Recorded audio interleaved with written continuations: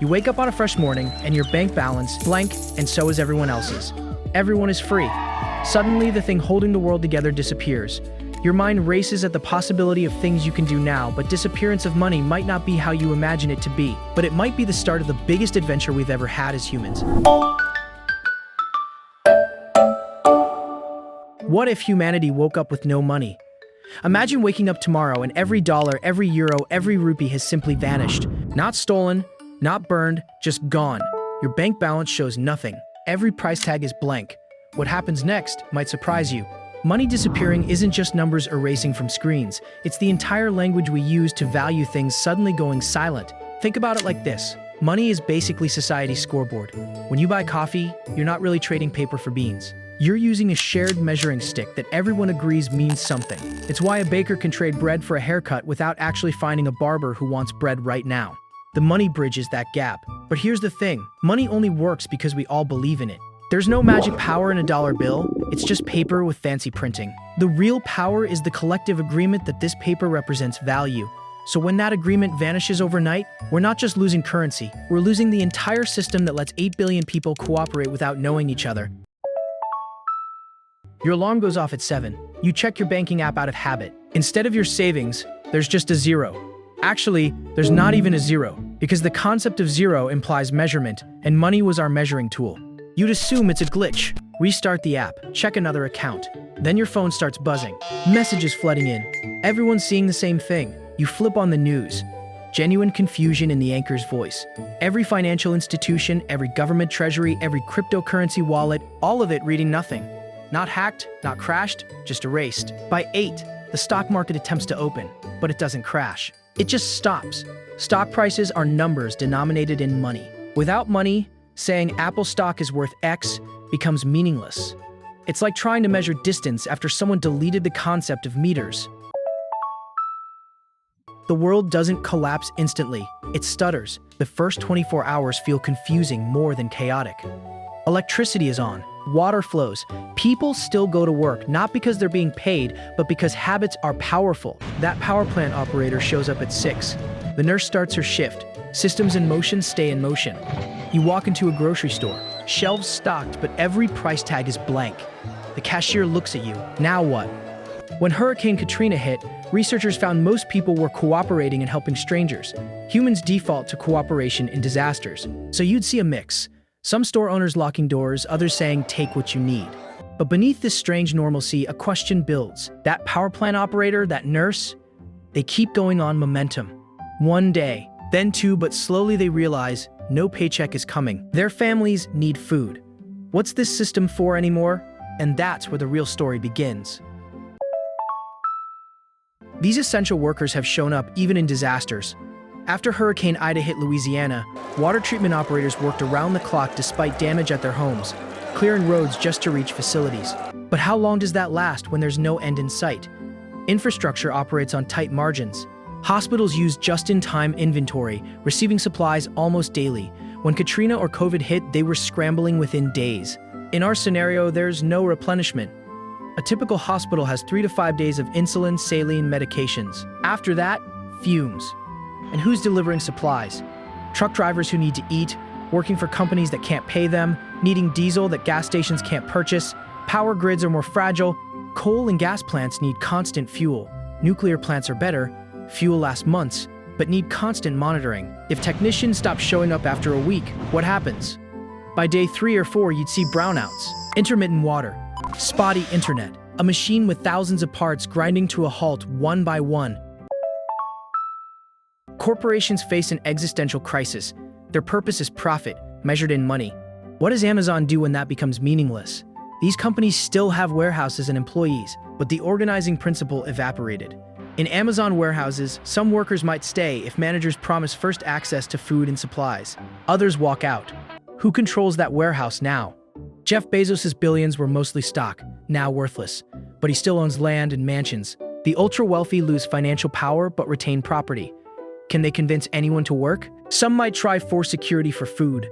Others might create cooperatives where workers get products for labor, but why would anyone listen to them? You might think, we'll just barter. But ancient societies didn't rely on barter. Anthropologists have searched and found almost nothing. Early humans used debt and credit based on relationships. Help me build my house, I'll help harvest your crops. An invisible ledger in memory and social bonds. Barter has the double coincidence of wants problem. You're a dentist needing a haircut. You meet a barber with a toothache right now. What if the barber thinks their haircut is worth 2 fillings? An engineer who designs bridges, what does she trade for groceries? In 2008, Zimbabwe hyperinflation hit 70 to 9.6 billion% monthly. People didn't barter. They used US dollars. But in our scenario, there's no alternative currency. What emerges? First week, informal sharing networks. Your neighbor has rice, you have vegetables. But quickly, certain items become stand-in currencies. In prisons, cigarettes. In post-World War II Germany, cigarettes, chocolate, coffee. You'd see canned food, batteries, medicine, fuel become standards. But it's incredibly inefficient. This is why money was invented. Governments would scramble, some try to create new currencies, but money needs trust. You can't force belief. Others might try rationing like World War II, but that requires massive bureaucracy. The interesting question is debt. Mortgages, student loans, credit cards, denominated in money that doesn't exist. The debt would be erased. The largest wealth transfer in history. Student loans, clean slate. Family losing their home? It's theirs. But anyone owed money would be devastated. Retirees depending on pensions, gone. People who saved their whole lives, retirement funds evaporated. Young people liberated. Older people crushed. The resentment would be palpable. For most people, the initial period would be terrifying. No more mortgage payment sounds great until there's no more paycheck, no groceries, no gas. Within weeks, communities would split. Some neighborhoods would organize beautifully. Block captains emerging, community kitchens forming, skills exchanges where the electrician fixes your wiring and you help with childcare. After major disasters, this is what actually happens. Humans are remarkably good at local cooperation when systems collapse. Dense cities with millions of strangers would struggle more than small towns. Crime would spike in these areas, not because humans are evil, but because without social bonds, there's nothing preventing someone from taking what they need by force. Without money, certain power evaporates. The billionaire with 100 billion now has the same as someone with 100. Nothing. Crime shifts dramatically. Fraud becomes pointless. No Ponzi schemes without money. Financial crimes would cease to exist. But property crime and violence would spike as people compete for resources. After 2 to 3 weeks, patterns would emerge. Communities that organized well would stabilize and develop informal currencies based on essential goods. Coastal towns might use fish, agricultural areas, grain. Cities, canned goods or batteries. You'd also see something like feudalism return.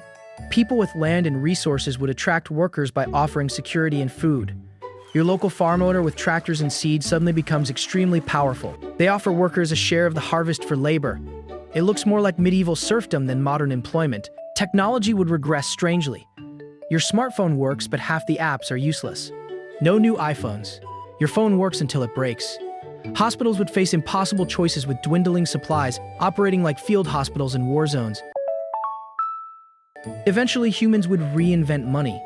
The problem money solves, enabling strangers to cooperate and exchange value, doesn't go away. You might see multiple competing currencies emerge. All attempts to anchor new money to something tangible that won't vanish overnight. Some governments might launch new currencies, but they'd need to build trust from scratch. They'd probably back it with something concrete. One new dollar equals 1 kilogram of grain, essentially a gold standard but with practical commodities. The generation that lived through it would never forget. They'd be more skeptical of abstract financial systems, focused on tangible assets and real skills. If money vanished, we wouldn't collapse or reach utopia. We'd adapt, fracture, rebuild imperfect systems because money is just a useful agreement. And the real question is whether, given the chance to start over, we choose something better or simply recreate what we know. A world without money sounds freeing until you realize how much of your life you've already invested. That's the sunk cost fallacy. I made a video about it. It's on the screen. Let's say humanity vanishes tomorrow. Poof. All 8 billion of us just gone. No nuclear war, no asteroid, no zombie apocalypse. Just a nice clean extinction.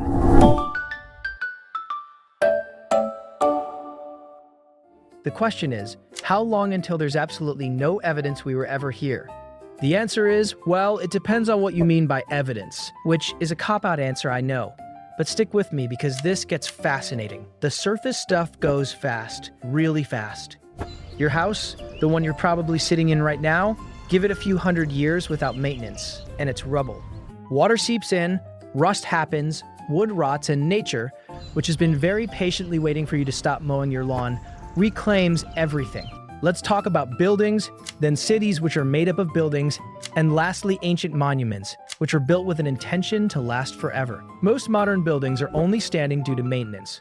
Once the maintenance stops, the buildings would collapse within hundreds of years, not even thousands.